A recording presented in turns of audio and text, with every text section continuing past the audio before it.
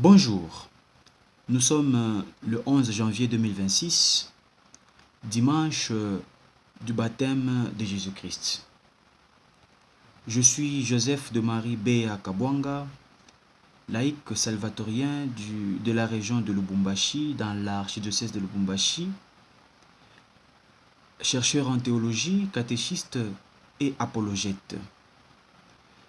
Je me permets de réaliser cette vidéo dans ce dimanche du baptême de Jésus-Christ pour relever quelques points qui pèsent sur le baptême des enfants, le baptême des petits-enfants, le baptême des nourrissons. Beaucoup de gens, la plupart ceux des églises de réveil, pas particulièrement les protestants, puisque les luthériens, les méthodistes et les autres ne s'inscrivent pas vraiment en faux. La plupart des chrétiens des autres églises s'inscrivent en faux sur le baptême des enfants, le baptême des nouveau-nés, le baptême des nourrissons, le baptême des petits-enfants. Eh bien, on doit comprendre que ces refus du baptême des enfants reposent souvent sur une vision intellectualiste du sacrement, bien sûr, où celui-ci ne serait qu'un témoignage public d'une décision personnelle. Or, les Saintes Écritures, c'est-à-dire la Bible et la tradition, nous enseignent que le baptême est avant tout un acte de Dieu qui restaure l'homme. C'est pourquoi nous allons développer cette vidéo en 7 points, les 7 points qui vont éclairer, qui vont démontrer que le baptême des petits-enfants, le baptême des nourrissons, est-ce un baptême qui est hors biblique, hors de la Bible, ou un baptême qui tire sa source de la Bible. Le premier point, c'est que nous devons d'abord comprendre la nature du péché originel, qui est une urgence spirituelle. Et donc, dans ce sens, le baptême ne sert pas uniquement à effacer les péchés personnels ou les péchés actuels. Dans ce cas, on peut se dire, mais un nourrisson n'a pas commis des péchés, mais pourquoi il est nécessaire qu'il soit baptisé? Ici, nous avons la notion du péché originel. Donc le baptême, sa fonction première est la régénération. Le péché originel n'attend pas l'âge des raisons. Il corrompt la nature humaine dès la conception. C'est pourquoi, dans le psaume 51, verset 7, le psalmiste dit « Voici, je suis né dans l'iniquité et ma mère m'a conçu dans le péché. » Romains 5, le verset 12, l'apôtre Paul dit aux Romains, le péché est entré dans le monde par un seul homme et par le péché, la mort s'étendant à tous les hommes. Vous comprenez ici que les péchés, par la mort, le péché s'étend à tous les hommes. Il n'y a pas d'exception. On ne dit pas que voilà, le péché qui est entré dans le monde par un seul homme, nous pouvons le deviner. Il s'agit d'Adam, bien sûr. Voilà le péché originel. Le péché qui est entré dans le monde par un seul homme, la mort, et donc ces péchés s'étendent sur les personnes âgées de 18 ans. On n'a pas dit ça, de tous les hommes. Et donc, il faut nous le dire. Et donc, si un enfant a 2 mois, a 2 jours, est-ce que ce n'est pas un homme? Alors, il faut nous dire que ce n'est pas un homme. Dites-nous, quand est-ce que une personne, un homme, devient un homme? Et donc, si l'enfant hérite de la déchéance de la nature humaine sans l'avoir choisi, pourquoi devrait-il attendre pour recevoir le remède, c'est-à-dire la grâce? L'enfant n'a pas choisi de naître dans cette déchéance du péché originel. Il ne l'a pas choisi. Comment il va choisir d'y sortir? Et donc, le baptême restaure la dignité de l'homme déchu et infuse la vie divine. Refuser donc le baptême à un enfant, c'est le laisser sous le régime de la vieille nature d'Adam alors que le remède est disponible. Eh bien, Deuxième point que nous allons décortiquer, il s'agit ici du commandement du Christ. Ici, il s'agit d'un argument le plus tranchant contre ces genres de refus. Parce que ces genres de refus du baptême se trouvent dans les paroles même de Jésus. Lorsque les disciples, pensant sans doute que les enfants étaient trop petits donc pour comprendre ou pour mériter l'attention du maître, ils étaient en train de les repousser, en privilégiant bien sûr les grandes personnes. Jésus a réagi avec force. Nous pouvons le retrouver dans Matthieu chapitre 19, verset 14. Laissez les petits enfants et ne les empêchez pas de venir à moi, car le royaume des cieux est pour ceux qui leur ressemblent. Voilà les paroles du Christ lui-même. Il dit de ne pas empêcher les enfants. Et il ne dit pas seulement les enfants, les petits enfants, que nous ne puissions pas les empêcher à venir vers lui. Et donc, en interdisant aux disciples de faire obstacle, Jésus est en train ici, dans Matthieu chapitre 19, verset 14, est en train de dénoncer toute forme de barrière, que ce soit intellectuelle ou légaliste. Et donc, ceux qui disent qu'il faut atteindre ou attendre l'âge des raisons sont en train contreviennent bien évidemment directement à cet ordre, puisqu'ils empêchent l'enfant de recevoir la marque de l'alliance et l'infusion de l'Esprit Saint. Et Jésus a dit de ne pas empêcher les enfants de venir vers lui.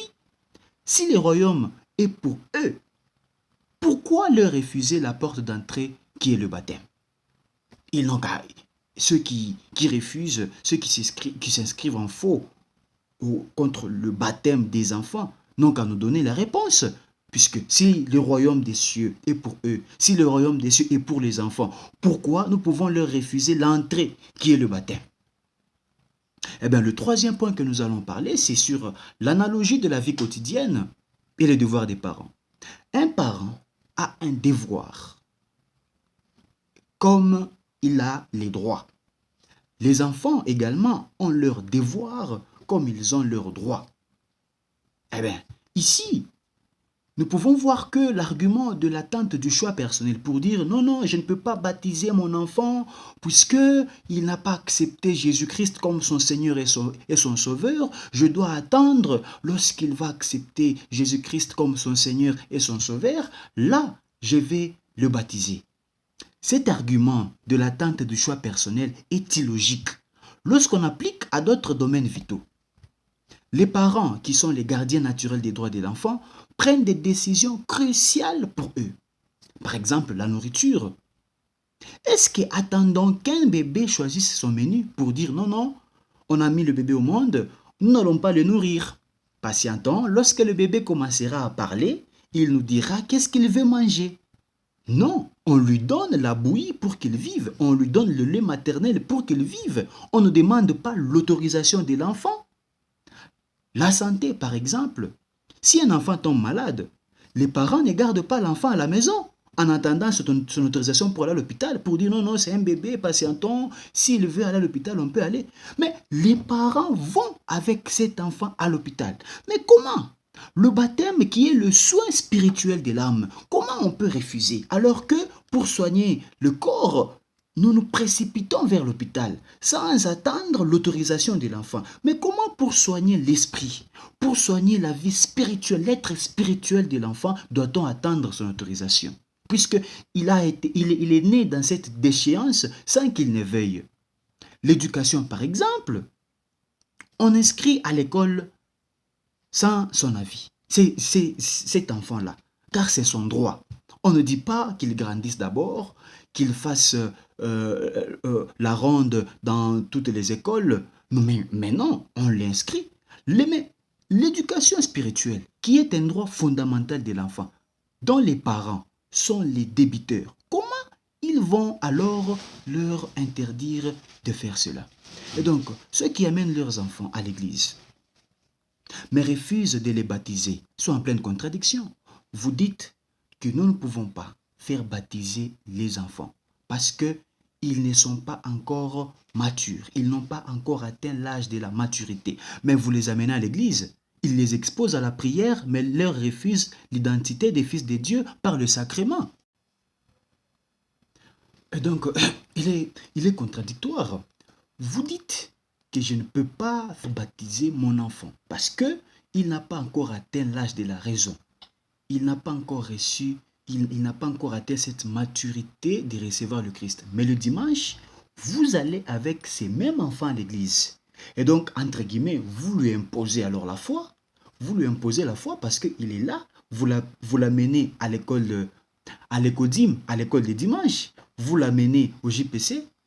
Vous lui enseignez la Bible. Pourquoi vous le faites? Il faut attendre. Lorsqu'il sera mature, vous allez lui poser la question, mon enfant, tu veux être musulman ou tu veux être chrétien? S'il dit je veux être chrétien, là maintenant vous l'invitez maintenant dans l'église. Pourquoi vous acceptez ça? Mais le baptême vous refusez. Pourtant le baptême qui est la porte d'entrée. Et donc, le quatrième point, nous allons réfléchir sur certains fondements bibliques. Dans le Nouveau Testament, nous voyons que le Nouveau Testament montre l'intégration des foyers complets.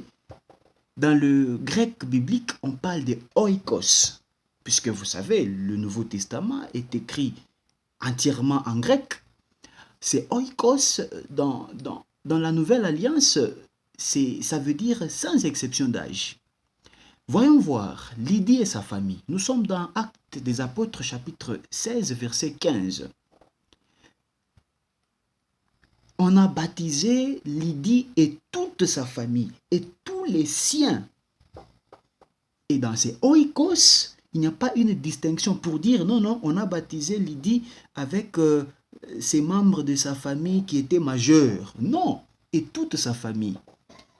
Nous avons les géoliens de Philippe et les siens. Vous vous rappelez, lorsque les apôtres qui étaient arrêtés, qui étaient emprisonnés, l'ange est venu, il a explosé les portes, les autres ont fui, les apôtres ont resté. Ces géoliens, il avait cru par là et il a amené penser les plaies de ces apôtres à la maison.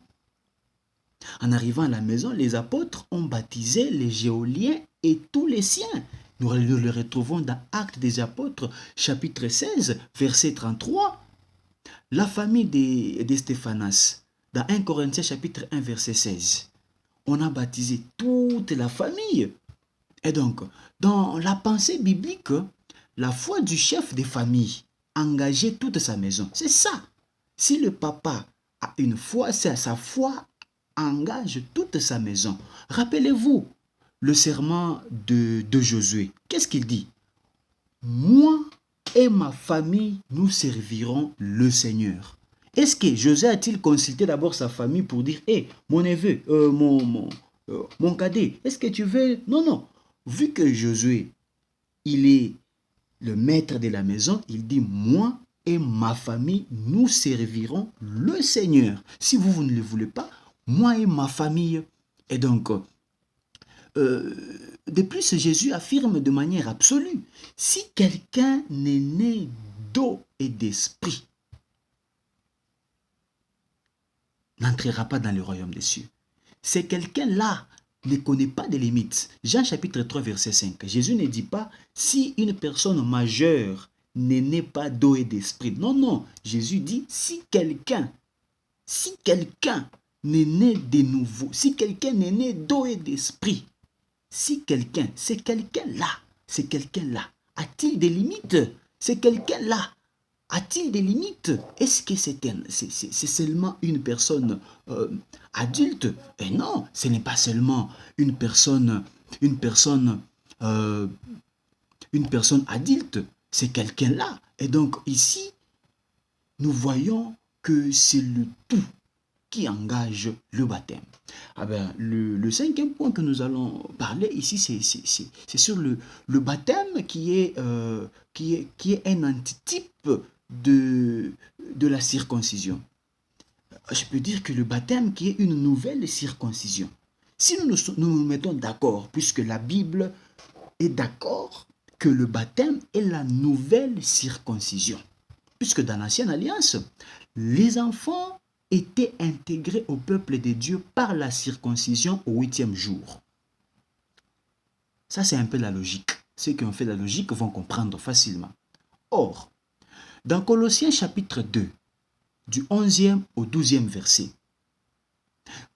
il est clairement identifié que le baptême, comme la circoncision du Christ, donc si Dieu acceptait les nourrissons dans une alliance inférieure, qui est l'ancienne alliance, comment pourrait-il les exclure de la nouvelle, qui est une alliance de plénitude et de miséricorde? Puisque dans l'ancien temps, la circoncision n'était pas exclusive pour dire non, on ne prend pas les enfants. La circoncision commençait dès le 8e jour. Si le baptême est la nouvelle circoncision, comment cela viendra exclure les enfants? Point d'interrogation. 6e point. Ce sont les témoignages de la tradition qui sont les pères de l'Église. Les pères de l'Église, la plupart des nouvelles églises ne les connaissent pas. Les pères de l'Église, ce sont les personnes qui ont vécu avec ceux qui ont vécu avec Jésus-Christ. Parmi ces pères de l'Église, nous pouvons citer quelques-uns qui sont les premiers chrétiens, proches des apôtres, qui pratiquaient déjà le pédobaptisme, le baptême des enfants, qui est dans l'année 244. Il explique que le baptême est donné aux petits-enfants pour la rémission de la souillure de la naissance, c'est-à-dire du péché originel. Saint Augustin, 415, il affirme que l'Église a toujours eu grande hâte de baptiser les enfants pour qu'ils soient vivants dans le Christ. Nous avons dit Didaché, l'an 70, avant même la mort du dernier apôtre de Jésus, qui est mort autour de l'an 80, Jean atteste ici la nécessité du baptême pour tous, sans exclure aucune catégorie de personnes. Et le dernier point, c'est la foi de l'Église et la responsabilité des parents. Proche de ne pas avoir la foi, on s'est dit non, l'enfant, le nourrisson n'a pas encore la foi. Mais l'enfant est baptisé dans la foi de l'Église et de ses parents. De même que les amis du paralytique ont obtenu sa guérison par leur foi. Dans Marc chapitre 2 verset 5, le paralytique qui a été guéri par Jésus là, il n'avait pas la foi.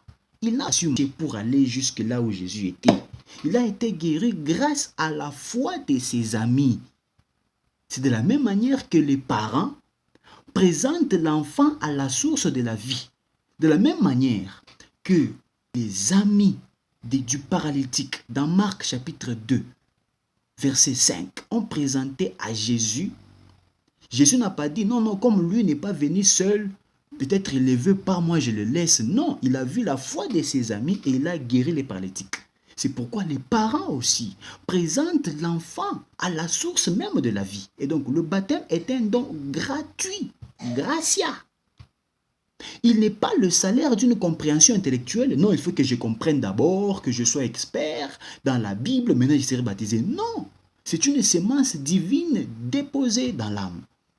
Et donc, chers frères et sœurs, refuser le baptême aux enfants, c'est transformer un sacrement de pure grâce en un diplôme de fin d'études théologiques. Par exemple, on s'est dit non, il faut que tu sois grand, il faut que tu sois expert, il faut que tu saches lire la Bible, il faut que tu sois majeur. Non, le diplôme n'est pas la fin d'un cursus universitaire quand même. Le diplôme, c'est une pure grâce. C'est oublier que nous sommes sauvés non par notre capacité à comprendre, mais par la miséricorde de Dieu qui nous adopte comme ses enfants. Avant même que nous sachions prononcer son nom, Dieu déjà nous adopte comme ses enfants.